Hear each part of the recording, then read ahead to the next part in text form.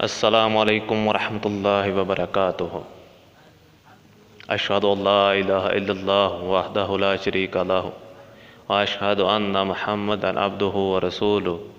میں گواہی دیتا ہوں کہ اللہ کے سوا کوئی معبود نہیں، اور میں گواہی دیتا ہوں کہ محمد صلی اللہ علیہ وآلہ وسلم اللہ کے بندے اور رسول ہیں۔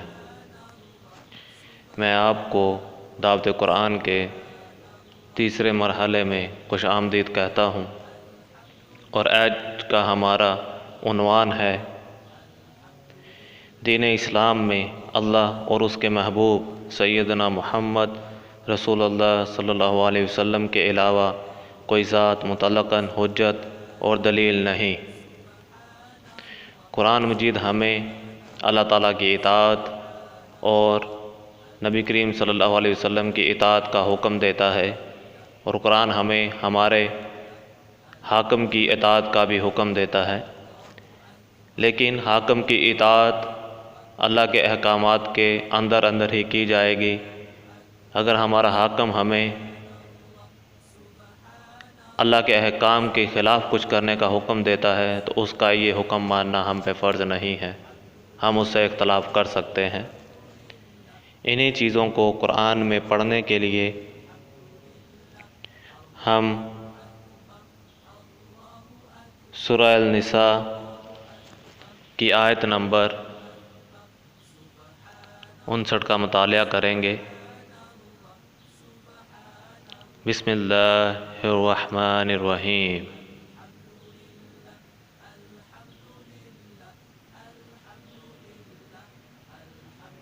سورہ النساء قرآن میں چوتھی سورت ہے، اور آپ اس کا ریفرنس اسلام 360 سے چیک کر سکتے ہیں۔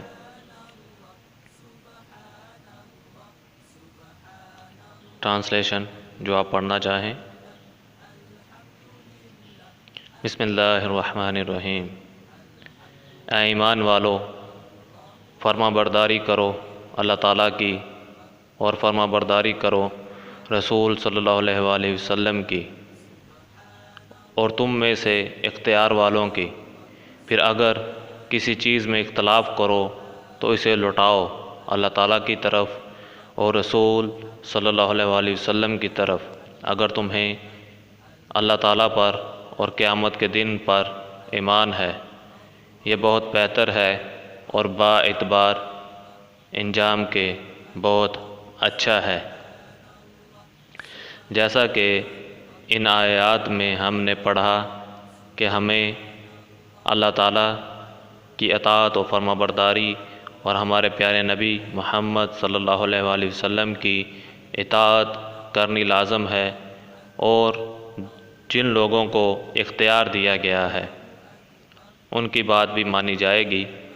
لیکن اگر ہمارا ان سے کوئی اختلاف ہو جائے تو اس کا فیصلہ اللہ اور اس کے رسول کریں گے۔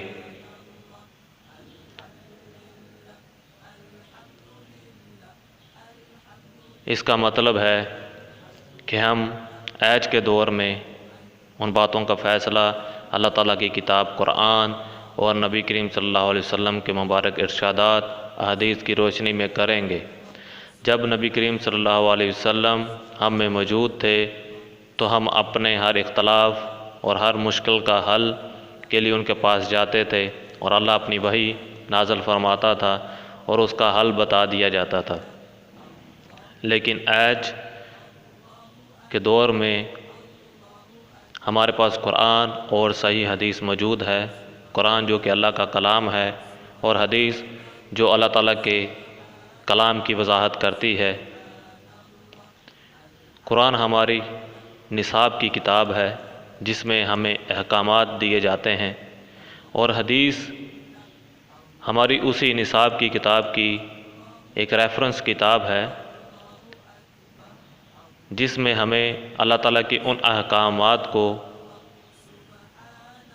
کس طرح ماننا ہے اور ان احکامات پر کس طرح عمل کرنا ہے اس کے بارے میں رہنمائی ملتی ہے۔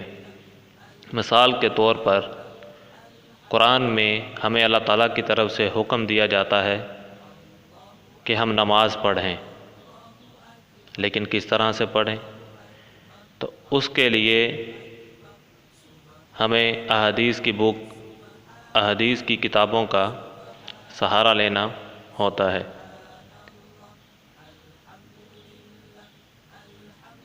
اور کوئی بھی ایسی چیز یا ایسی بات جو قرآن اور صحیح حدیث کے خلاف جاتی ہے وہ قابل قبول نہیں ہے۔ تو اس لیے ہمیں غور کرنا چاہیے ان باتوں پر۔ اور اب ہم دو اور مختلف آیات کا ترجمہ پڑھیں گے، جو کہ قرآن مجید کی تیسری سورت سورہ الانعام کی آیت نمبر 31 اور 32 ہے۔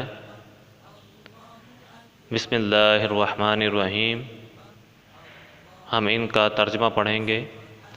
کہہ دیجئے اگر تم اللہ سے محبت رکھتے ہو تو میری تابعداری کرو، خود اللہ تعالیٰ تم سے محبت کرے گا اور تمہارے گناہ معاف فرما دے گا، اور اللہ تعالیٰ بڑا بخشنے والا مہربان ہے۔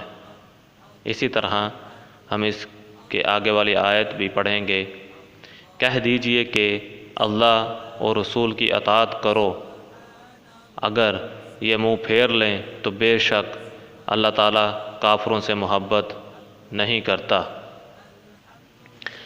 جیسا کہ ہم نے ان آیات کا مطالعہ کیا کہ اللہ تعالیٰ فرماتا ہے ہمارے نبی کریم صلی اللہ علیہ وسلم کو کہ ان سے کہہ دیں کہ اگر یہ اللہ سے محبت کرتے ہیں تو آپ کی تابعداری کریں۔ اور ان آیات میں ہم نے یہ بھی پڑھا کہ اگر کوئی منہ پھیر لے گا تو اللہ تعالیٰ اس کو پسند نہیں کرتا۔ تو مسلم ہونے کے ناطے ہمیں چاہیے کہ، اور ہمارا یہ یقین بھی ہے کہ اللہ تعالیٰ ہی ہمارا خالق و مالک ہے اور محمد صلی اللہ علیہ وسلم ہمارے رسول ہیں، تو ہمیں اللہ تعالیٰ کے احکامات کو اپنے پیارے نبی محمد صلی اللہ علیہ وسلم کے طریقے کے مطابق ان پر عمل کرنا چاہیے، تاکہ آخرت کے روز ہم اللہ تعالیٰ کے پسندیدہ لوگوں میں شامل ہوں۔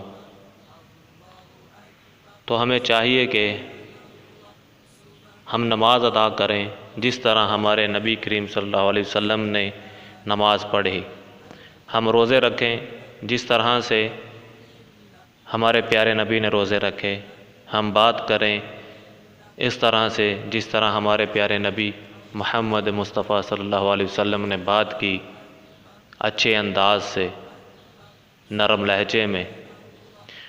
اور ہم زمین پر چلیں اور ایسے چلیں کہ جس میں اکڑ نہ ہو، جس میں غرور نہ ہو، یعنی کہ عاجزی سے چلیں۔ اور ہمیں اپنی زندگی اپنے پیارے نبی محمد مصطفیٰ صلی اللہ علیہ وسلم کی زندگی کی طرح گزارنی چاہیے، ہماری زندگی سادہ ہو، اور ہمیں کوشش کرنی چاہیے کہ ہم ہر معاملے میں اپنے پیارے نبی محمد مصطفیٰ صلی اللہ علیہ وسلم کے طریقے پر عمل کریں، اور یہی سیدھا راستہ ہے، یہی صراط مستقیم ہے، اور اسی راستے پر چلنے والوں پر اللہ تعالیٰ نے اپنی رحمت نازل فرمائی ہیں۔ تو اس طرح سے آج ہمارا یہ تیسرا مرحلہ اختتام کو پہنچتا ہے۔ اللہ تعالیٰ ہمیں نے جو سنا اس پر عمل کرنے اور اسے آگے لوگوں تک پہنچانے کی توفیق عطا فرمائے۔ آمین ثم آمین۔ فی امان اللہ۔ اور وحی کیا گیا ہے میری طرف یہ قرآن تاکہ میں اس سے تبلیغ کر دوں تمہیں اور جس تک بھی یہ پہنچ جائے۔